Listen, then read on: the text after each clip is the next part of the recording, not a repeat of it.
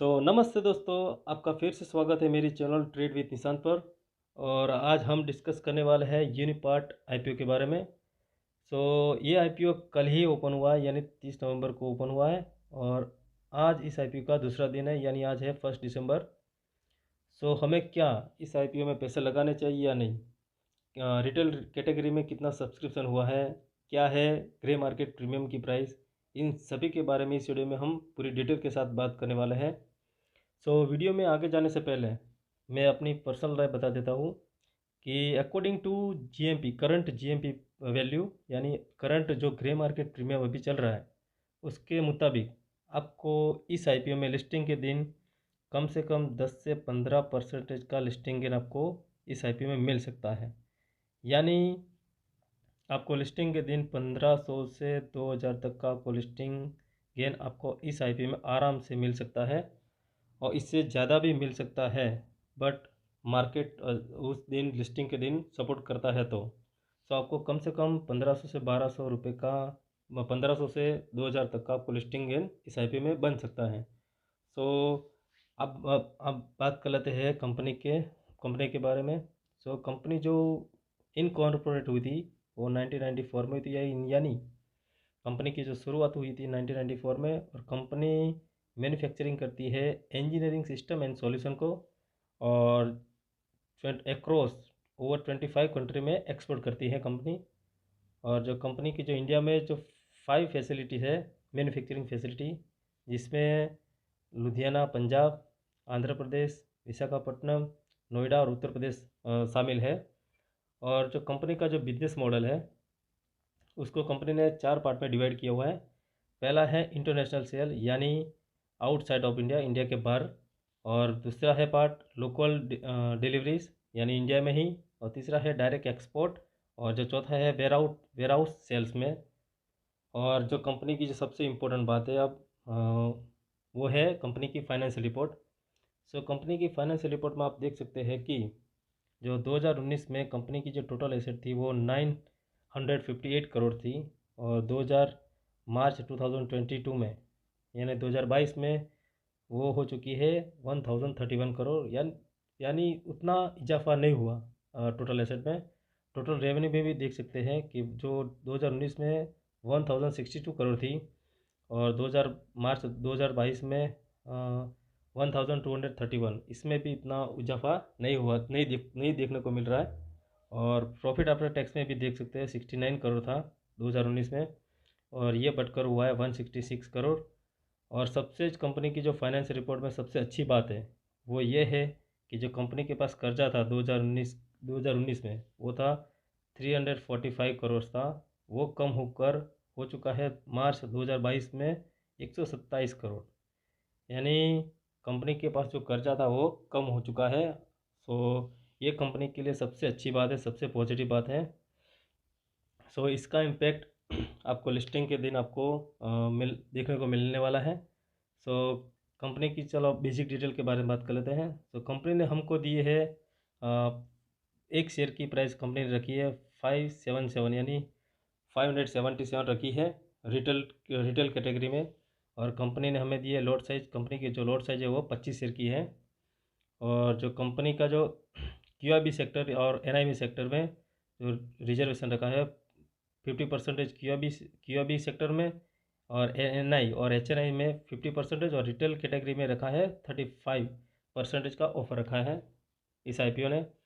और बात कर लेते हैं कंपनी का जो कब ओपन होने वाला है, कब क्लोज होने वाला है ये आईपीओ। कंपनी का जो ओपनिंग डेट है वो है 30 नवंबर, यानी कल के दिन ये ओपन हो चुका है। और आज इस कंपनी का दूसरा आईपीओ का दूसरा दिन है। और कल यानी 2 दिसंबर को ये इस आईपीओ का लास्ट दिन है। और जो कंपनी का अलॉटमेंट है वो 7 दिसंबर, और जिसको अलॉटमेंट नहीं मिला होगा उसको कम रिफंड हो जाएगा 8 दिसंबर को। और जो कंपनी का जो जिन लोगों को अलॉटमेंट मिला है उन लोगों को डीमेट अकाउंट में शेयर हो जाएगा ट्रांसफ़र 9 दिसंबर को, लिस्टिंग होगी 12 दिसंबर को। आपको 12 दिसंबर आपको अच्छे से याद रखना है, लिस्टिंग इस दिन पर होने वाली है। और इस आईपीओ का जो लास्ट दिन है वो 2 दिसंबर, यानी कल है इस आईपीओ का लास्ट दिन। और आगे बात कर लेते हैं जो लॉट साइज है कंपनी की।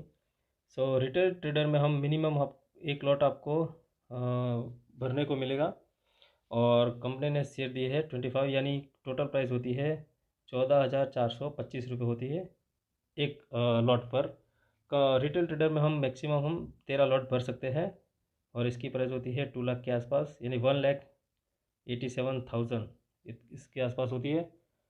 और ये हमारे लिए कोई काम का नहीं है। तो जो कंपनी का जो प्रोमोटर होल्डिंग है वो इश्यू जो प्री इश्यू शेयर होल्डिंग है वो 75 थी कंपनी के पास, और लिस्टिंग के बाद इस इस आईपीओ में जो शेयर प्रोमोटर होल्डिंग है वो 65 हो जाएंगी। सो ये भी कोई दिक्कत वाली बात नहीं है। और बात कर लेते हैं कंपनी की जो हाँ सब्सक्रिप्शन हुआ है कितना हुआ है किस कैटेगरी में। सो जो क्यूआईबी सेक्टर यानी क्वालिफाई इंस्टीट्यूशनल बिडर, उसमें 0.01% है, उतना अभी तक नहीं भरा हुआ। एनआई सेक्टर में यानी नॉन इंस्टीट्यूशनल बिडर, उसमें भी इतना ज़्यादा नहीं भरा। और ये दोनों कैटेगरी में आपको आप देख सकते हैं कि जो लास्ट का दिन है कल 2 दिसंबर को, आपको इसमें बहुत हलचल दिखने वाली है कल के दिन। और जो हमारे लिए जो खास है वो रिटेल ट्रेडर, रिटेल कैटेगरी में अभी तक ये भर चुका है 142 टाइम्स गुना भर चुका है अभी। सो 1.42% ये भर चुका है अभी तक। सो कल देखते हैं कल ये नंबर और कितना जाएगा ऊपर की तरफ। सो कल क्या होगा वो मैं जो भी अपडेट होगी मैं बता दूंगा।